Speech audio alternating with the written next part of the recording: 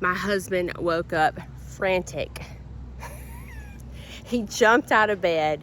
He threw his clothes on because it's Saturday morning and we've both been fighting COVID for a week.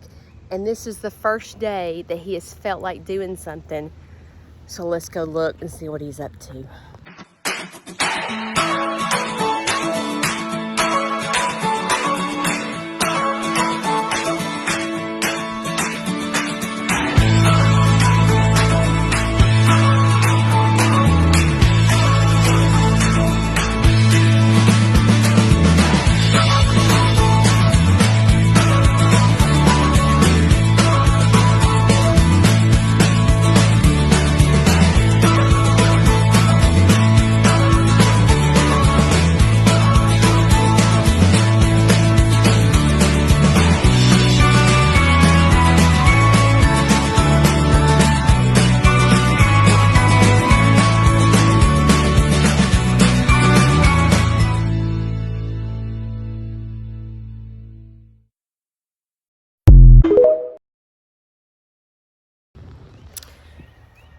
You see all this wood? It's been drying for months. We had, over here, we had pine trees everywhere. And my husband cut down these pine trees and has stacked them here because he's going to saw them on a sawmill to make wood.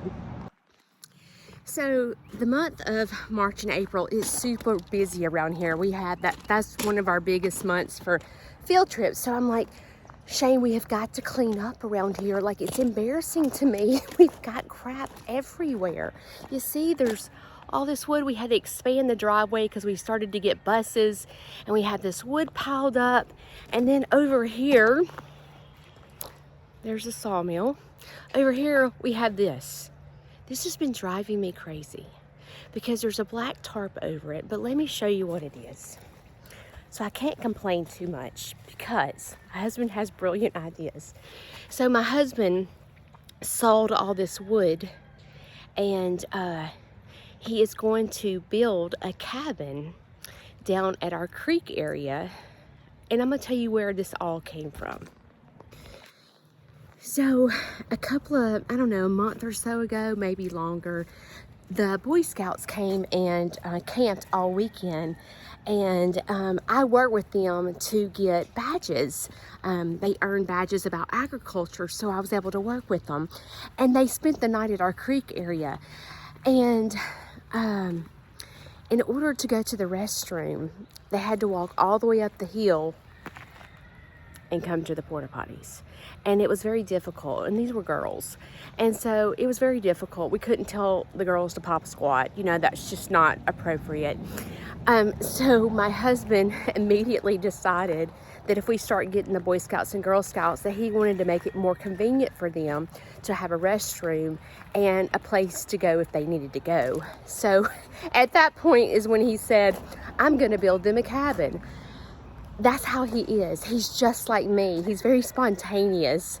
And so that's where the whole thing came from. And today we're gonna get started.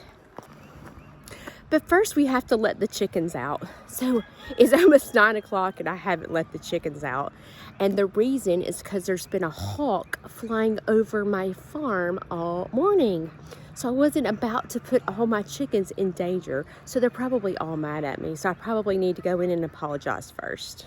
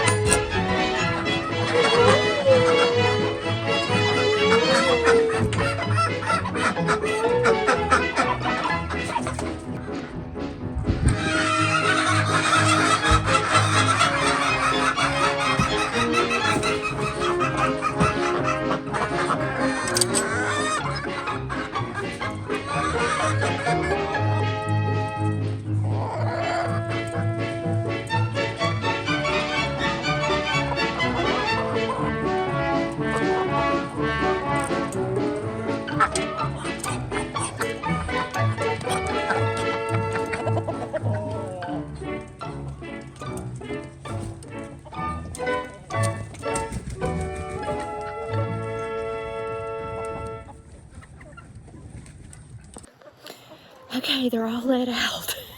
That's a lot of chickens, isn't it? Sometimes people ask me how many chickens I have, and the last time I counted, it was like a little under 100. So I don't have that many. So this morning we have hired help, and so there's this sweet little boy that lives up the street, and he's going to be helping my husband start building the cabin down at the creek. But I want to show you the creek area so you can see where it's all going to be. So the mastermind behind Sneed's Farmhouse is my husband, Shane. So this afternoon he came in here and went ahead and put this split in. I can't even show, wait a minute. Over here, he made a separate stall, because what's happening is our vet will not see our cows unless we have a head chute. So my husband is coming up with a mastermind on how to make that possible.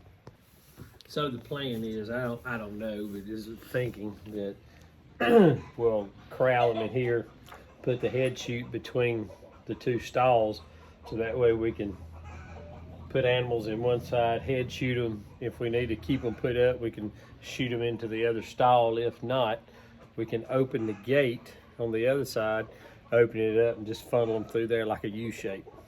Isn't he brilliant? Thank God I have him. So as you see, Shane and I are just alike. We're both severely ADHD, and we'll be headed for one project, and then we end up derouting and going to another way. So I was very thankful, because I really needed my stalls fixed, because I have these 3 baby goats, right? And so I'm having trouble. I have to introduce the baby goats to Leroy slowly, and the baby goats kept getting out. And the reason is because I bought the wrong gates. You see these gates? The baby goats can get out of these gates.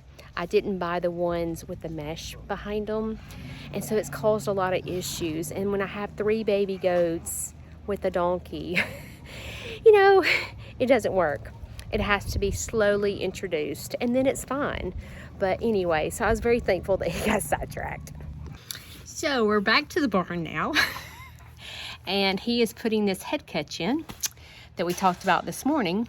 And so he's gotten to this point, and we'll be able to herd the cows in here and then catch them. And my first thing that I'm going to do when this gets completed, are you ready for this? I'm calling the vet, and I'm getting the vet out here to do an ultrasound on Dee Dee to see if she's pregnant. I feel like she is, but I'm not 100% sure. So it is Dee Dee's first time. So I'm super excited to find out if she's gonna have a baby. So I got sidetracked again when I was out here. And she's getting her a massage. Ain't you, She? I'm getting me a massage. Mom and Daddy were out here working, and I just plopped over to get a massage. And Fred coming over here. Freddy Pooh's coming over here to get him a massage. It's easy to get sidetracked.